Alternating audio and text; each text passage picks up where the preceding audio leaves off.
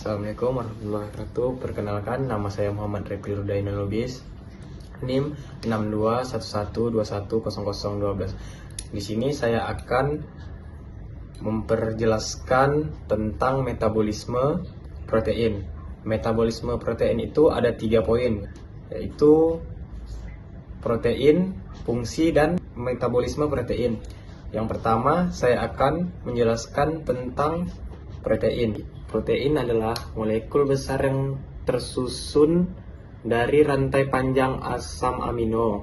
Protein merupakan salah satu dari 3 makronutri utama selain karbohidrat dan lemak yang sangat penting bagi tubuh manusia. Asam amino yang nyusun protein bisa diibaratkan sebagai batu bata pembangun tubuh. Kedua, saya akan menjelaskan metabolisme protein.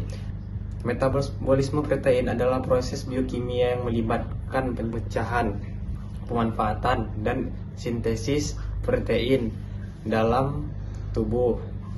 Proses ini dimulai dengan pencernaan protein dari makanan menjadi asam amino oleh enzim di lambung dan usus. Asam amino yang dihasilkan kemudian diserap ke dalam darah dan digunakan untuk membentuk protein baru yang dibutuhkan tubuh seperti enzim, hormon, dan jaringan otot. Selanjutnya saya akan menjelaskan tentang pencernaan protein, yaitu dimulai dari lambung, di mana enzim pepsin yang diaktifkan oleh asam lambung atau HCI memecah protein menjadi rantai polipeptida.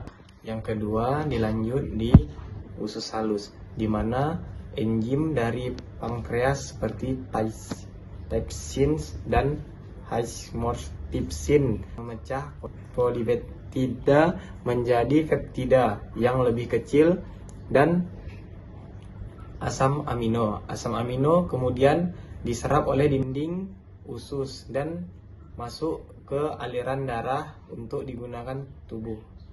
Selanjutnya saya akan menjelaskan tentang penerapan dan transportasi, yaitu asam amino diserap ke dalam darah portal, kemudian masuk ke pembuluh darah, ke kapiler di villi usus dan dibawa oleh pembuluh vena porta hepatika menuju hati.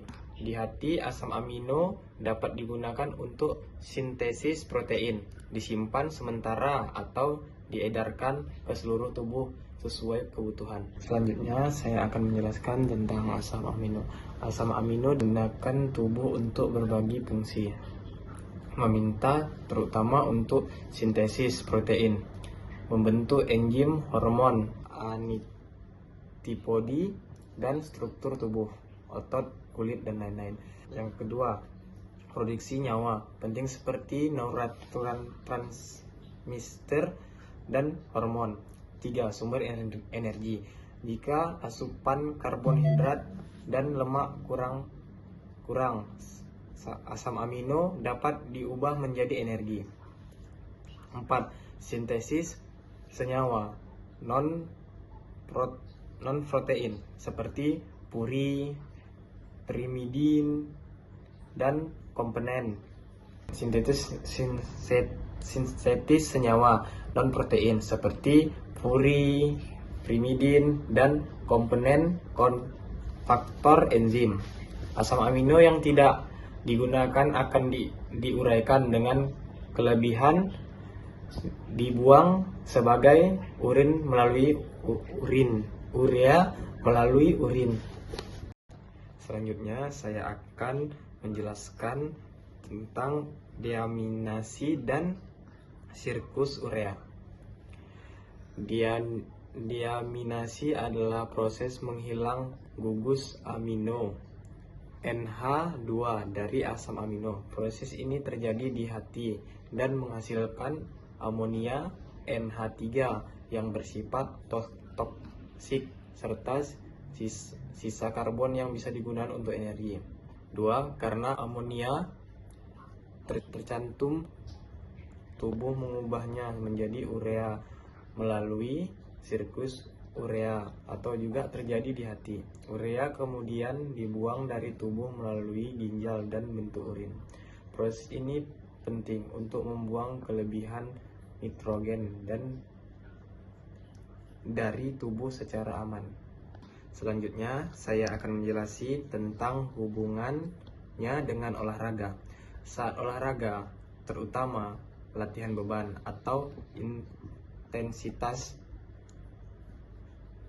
intensitas tinggi, tubuh membutuhkan lebih banyak protein untuk memperbaiki dan membentuk otot yang rusak.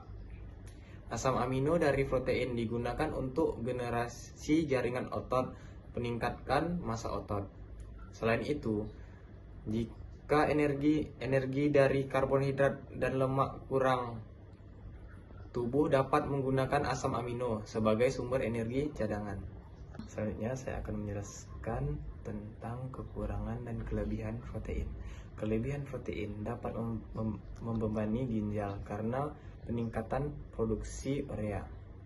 Kelebihan asupan tidak disimpan sebagai protein, melainkan diubah menjadi lemak. Bisa menyebabkan hidrasi, gangguan pencernaan, atau kehilangan kalsium jika berlebih dalam jangka panjang. Kekurangan protein menyebabkan kerusakan otot, pertumbuhan terhadap dan menurunkan kekebalan tubuh. Bisa mencium edema atau mengembangkan kelelahan dan menyakitkan seperti kwashiorkor atau marasmus atau anak-anak. Protein harus dikonsumsi dalam jumlah cukup dan seimbang sesuai kebutuhan sehari-hari kita. Kesimpulannya, metabolisme protein penting untuk pertumbuhan, perbaikan, dan produksi energi. Sekian dari proyek saya ucapkan terima kasih.